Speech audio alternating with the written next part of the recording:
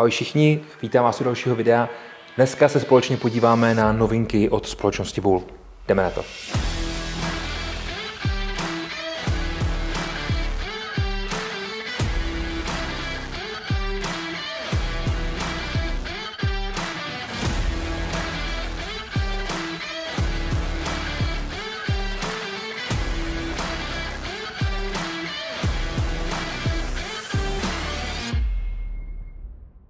Bull Armory je výrobce zbraní typu 1911 a 2011 vlastně. Jsou to tedy jednořadý 1911, dvouřadý 1911, ale mají ještě i svoji produkci svých zbraní, což je taková alternativa Glocku. Na to se taky podíváme. Nicméně dneska tedy jenom opravdu základem, jenom takový představení toho, co tady vlastně máme, protože Bull poslední dobou měl takový menší problémy ohledně subdodavatelů a tak dále. Přece jenom ten covid s tím hodně zamíchal, takže oni byli nuceni udělat vlastně úplně nový rodiny. Pojďme se na to podívat, oni vlastně jsou rozdělení do několika nových řad. Máme tady řadu, nebo respektive ono by se to dalo globálně rozdělit na jednořadý a dvouřadý zbraně, tedy 1911, který mají dvouřadý zásobník, takže vlastně ta spodní část, to tělo zbraně muselo projít určitou rekonstrukcí, a 1911, který mají jednořadý zásobník, který tady zůstává všechno víceméně stejný. Samozřejmě Bull tady dělá například to, že nepoužívá standardní bushing, oni ho taky vyrábí, ale nejčastěji se u nich prodává jejich vlastní řešení, ale to je vlastně spíš věc takového vizuálu než nějaký funkčnosti a účelnosti. Někdo to chce, protože zkrátka 1911 by to v jeho očích měla mít, takže to může koupit, ale my jsme tady teďka momentálně vzali všechny s tím řešením od Bullu. Ty dvouřadý by šly rozdělit na několik dalších podskupin, a to jsou sportovní, to jsou taktický, to jsou na obranu. Jednořadý úplně stejně, sportovní, taktický a na obranu, tedy nějaký každodenní nošení a tak dál. Následně tady máme potom novou řadu, která se jmenuje X, a to je vlastně taková obdoba Glocku od společnosti Bull, kdy oni vlastně udělali vlastní řešení. Používají se tam prvky z Glocku, takže nějaké věci tam jsou nahraditelné, ale jinak to tělo a ten závěr a ta hlaveň jsou kompletně jejich. Pojďme tedy začít a začneme pěkně zprava doleva. Já tady mám před sebou 8 kousků, 2 mám ještě za sebou, abychom věděli, jakým způsobem to vlastně tady je. Ono sice těch modelů jsme přivezli nových, dejme tomu nějakých 15, možná 20 v různých ještě kombinacích, respektive modelů bylo míň, ale těch kombinací různých je mnoho, jestli to je černý nebo stříbrný, jestli to je v 9 nebo v 45, jestli to má dlouhou hlaveň, krátkou hlaveň a tak dále. Od jednoho konkrétního modelu je třeba až 8 mutací, 8 variant, takže tady se podíváme na takový ty hlavní a řekneme si něco k tomu dál. Pojďme začít pěkně zprava a začneme rovnou tou nejdražší variantou. Ono víceméně úplně tu nejdražší jsme nebrali, jelikož to je divize Open IPSC speciál, který je narvaný naprosto všema různýma věcma, ale to jsme nebrali jako takovou hlavní bernou minci u těch 1911. Takže jsme vzali ten model, který se jmenuje SL, je to tedy SAS2, to znamená dvouřadý zásobník, model SL, který se zaměřuje především na sportovní disciplíny. Ono vlastně tohle je speciál typu IPSC Production, takže tak, jak to vyleze z krabice, tak já s tím můžu střílet a tohle SL vlastně je. Když se na to podíváme, máme tady kompletně přepracovaný ten grip. Ty původní gripy byly takový hodně vachrlatý, hodně velký do ruky na to sevření, na ten úchop. V tomhle případě to máme pěkně přepracovaný tak, aby nám to do té ruky hezky sedlo. Samozřejmě máme tady zvětšený ovládací prvky, takže pěknou výpust zásobníku, pěkně vroubkovaný záchyt závěru, samozřejmě pěknou pozitivní pojistku, upravený, odlehčený kladivo. Konkrétně v 9 dá se sehnat i ve 40. Dostaneme k tomu 3 zásobníky, které jsou takhle pěkně dvouřadý a jak je vidět, velký trichtejř. Zkrátka ta šachta je tady opravdu hodně rozšířená, tak, aby se s tím dobře fungovalo, tak, aby se dobře hledala to vlastně, nebo tak, aby se umožnilo dobrý najítí toho správného poměru pro zasunutí nového zásobníku. Co se týče spouště tady vyladěná naprosto parádně. Je to opravdu velice, velice jemný a samozřejmě záleží potom na každém z nás, jak nám to bude nejvíc vyhovovat. Nahoře světlovodná muška, samozřejmě kompletně nastavitelný hledí, a co se mi líbí, dole žádný rail není potřeba, ale tady místo toho udělaný takovýhle brutální blok, který nám vlastně přidává hmotnost na ten předek, aby se nám lépe ta zbraň při těch výstřelech ovládala. To je tedy takový sporták z těch dvouřadých variant. Další, co tady máme, tak je taktická verze. Tato verze je nazvaná Tech 5, tedy pětipalcová verze v taktickým pěkným kabátku. Jak je vidět, nejsou tady žádný zvětšený ovládací prvky. Na druhou stranu tady máme relativně dost vysoký hledí i mušku, možnost umístění kolimátoru, odlehčený závěr, tak aby nám to úplně moc nekopalo. A samozřejmě zase dvouřadý zásobník a máme tady, ačkoliv trošku menší, tak i tak rozšíření šachty. To rozšíření šachty samozřejmě jde sundat, kdybychom ho tam nechtěli, ale co je tady především důležitý a co tady především nesmí chybět, je rail, tak abychom si tam mohli dát svítilnu a tu zbraň, tu pistoli lépe využívat. Následují takový EDCčko, zase od společnosti Bull a jedná se o SAS2 Ultralight s kompikem. Tato zbraň je za mě naprosto parádní. Je to malý, je to kompaktní, v tomhle případě je to v 9. Mám tady vepředu pěkný kompik, zase dá se sehnat černá verze, stříbrná verze s kompikem, bez kompiku. Těch mutací je tady spoustu, hlaveň 3,25 palce, ale co se mi líbí, tak tady mám zase různý snížení, mám tady různý vybrání, tak aby ta zbraň nebyla co možná co nejtěžší, ale aby byla opravdu lehká, aby se s ní dobře fungovalo. Dole možnost opět zasazení nějaký svítilny a jak je vidět, mám to už pěkně podbroušený tak, abych opravdu mohl co nejlépe s tím fungovat a co nejlépe s tím střílet.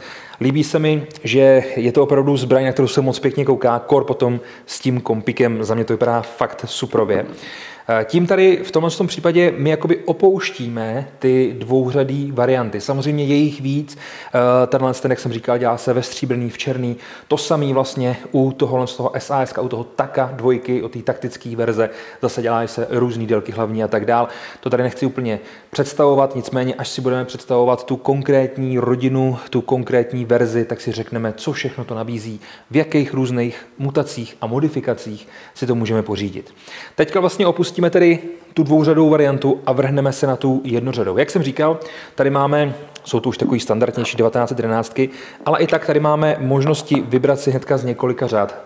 Tahle trofy, to je vlastně jakoby jejich nejvyšší řada, umístěná někdy nad 50 000 a je to řada, která se používá na single stack, tedy na jednořadý zásobník, na IPSC a podobné disciplíny. Máme tady standardně dlouhou hlaveň, máme tady zase pěknou světlovodnou mušku, máme tady možnost nastavit si to hledí, odlehčený bicí kohout, máme tady pěkně udělanou spoušť, opět pěkně řešený, zvětšený uvolňovač zásobníku, záchyt závěru a máme tady hezky řešenou pojistku. Na tu pojistku samozřejmě se nám ukládá palec při té střelbě, tak, abychom to mohli lépe s tím fungovat. Vepředu potom mám zase udělaný zdrsnění, mám tam vlastně ty drážky tak, abych byl schopnej s tím fungovat tak, jak potřebuju. Žádný rail není tady potřeba a máme tady hezky vyřešený vlastně ten magvel, takže tu rozšířenou šachtu zásobníku, tak abych tam vždycky zkrátka dobře našel ten správný úhel pro vložení zásobníku.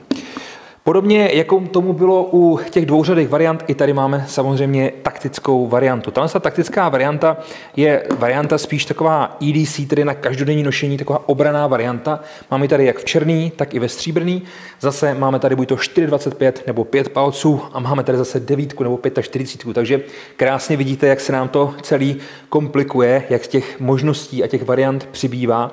Nicméně v tomhle případě mám tady pěkný, pevný, velký hledí, světlovodnou mušku, proč ne? Mám tady rail, tohle je konkrétně v 9 a je to takhle pěkně udělaný s těma hnědýma střenkama, standardní ta dlaňovka a mám tady pěkně udělaný kohout. V tomhle případě se jedná o zbraň, která má sloužit na každodenní nošení.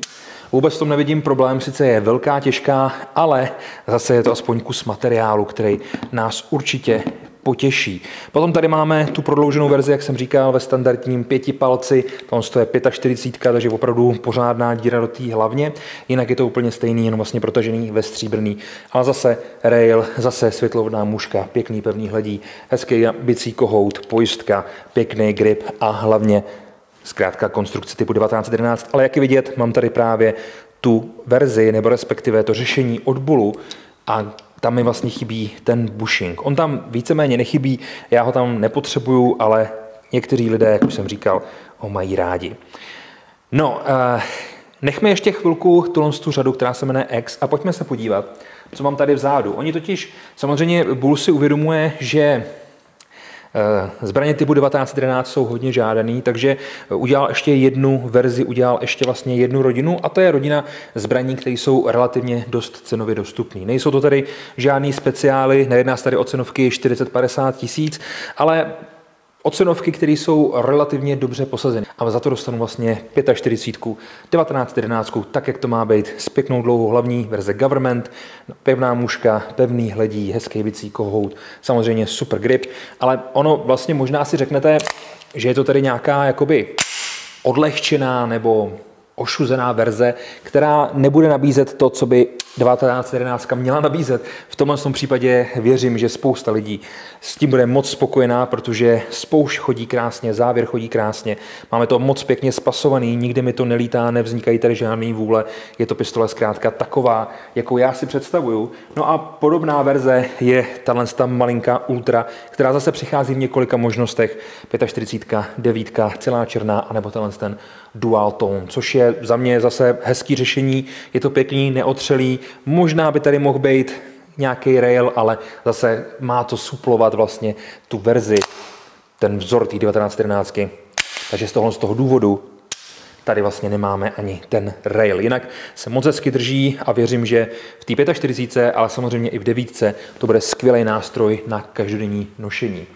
No a dostáváme se k něčemu, co Bull plánoval udělat už předtím, nicméně mu do toho hodil vidle, jak se říká, Glock, protože ačkoliv jim v tu dobu propadly patenty a ačkoliv samozřejmě to podlíhá nějakému respektu a takovýmhle věcem, tak se Bull rozhodnul, že po vzoru Glocka udělají svoje vlastní řešení. Glock jim to trošku zatrhnul, podal jim žalobu na umělecký dílo, takže oni vlastně mohli udělat tyhle pěkný Xy, ale museli je trošku pozměnit, takže tady máme takový různý výřezy a podobné prvky, které vlastně nám od toho Glocku ustupují a my vlastně se můžeme koukat na relativně dost unikátní pistoli s pěkným řešením a v pěkných cenových relacích. Model Tomahawk, což je vlastně tenhle a ten malej, jsou nejdražší, nicméně jsou tam i levnější varianty, které nemají třeba ty průřezy, nemají tyhle bronzové hlavně a tak dál a dokáží se nám přiblížit potom k té ceně, co se vlastně pohybuje Glock. S tím, že tady mám pěkně řešený ty serace, s tím, že ten grip je velice příjemný, je to kompatibilní s Glockovými zásobníkama, ačkoliv originál od toho dostanete 2 zásobníky od Bullu. Mám tady vlastně takovou sportovní, nebo dejme tomu mnohem lépe řešenou spoušť, která má zase jazyčkovou pojistku a mám tady hezky řešený už v základu ocelový měřidla. Ono je to trošku úplně něco jiného, než je ten Bull, nebo respektive než jsou ty 1911, protože samozřejmě tady se to řeší jinak ta spoušť, ale i tak je to velice příjemný, příjemně to chodí. Nahoře možnost umístění kolimátoru, což si myslím, že je takhle v základu už nutností. Kor potom u zbraní tohohle charakteru. Tady se ještě můžeme podívat na ten X v té stříbrný, takže zase máme vlastně tohle, což je jakoby Glock 19, stříbrná černá, to, co jsem ukazoval, je jakoby Glock 17, stříbrná černá. Máme to jenom v 9, nenachází se nám tady žádná 45, nicméně moc pěkně zpracovaná zbraň, hezky to chodí, spouště, velice příjemná a věřím, že si to určitě najde svoje obdivovatele, protože ta kombinace té černý s tou zlatou hlavní nebo té stříbrný s tou černou, s tou zlatou hlavní a potom fakt, že tady máme opravdu moc pěkně řešený ty kontaktní prvky, kam se třeba ukládá palec nebo kam se nám ukládá ukazovák, když nemáme prst na spoušti, jsou tady opravdu hrubý, hezký, pohodlný. Zkrátka já jsem z těch věcí nadšený. Asi když sledujete naše videa, tak víte, že mě k tomu nadšení moc nepotřebuju, jsem nadšený ze spousta věcí, z kterých třeba někdo nadšený není. Nicméně za mě novinky od Bullu se hodně povedly. Určitě se podívejte k nám na stránky, dole vám zase nechám odkaz, abyste se mohli prokliknout a pokoukat se tam, abyste viděli, co tam vlastně všechno je. Modely, které do dneška jsme tady měli, už existovat nejspíš nebudou nebo v nějaký hodně omezený míře, protože Bull musel všechno pěkně od podlahy předělat, ale myslím si, že se jim to fakt povedlo a myslím si, že tady koukáme na spoustu pěkných pistolí, které budou dělat spoustě lidem radost. Přátelé, mějte se krásně, děkuji moc za vaši pozornost, děkuji moc za komentáře, lajky, sdílení a takovéhle věci, však to znáte a někdy příště u dalšího videa. Ahoj.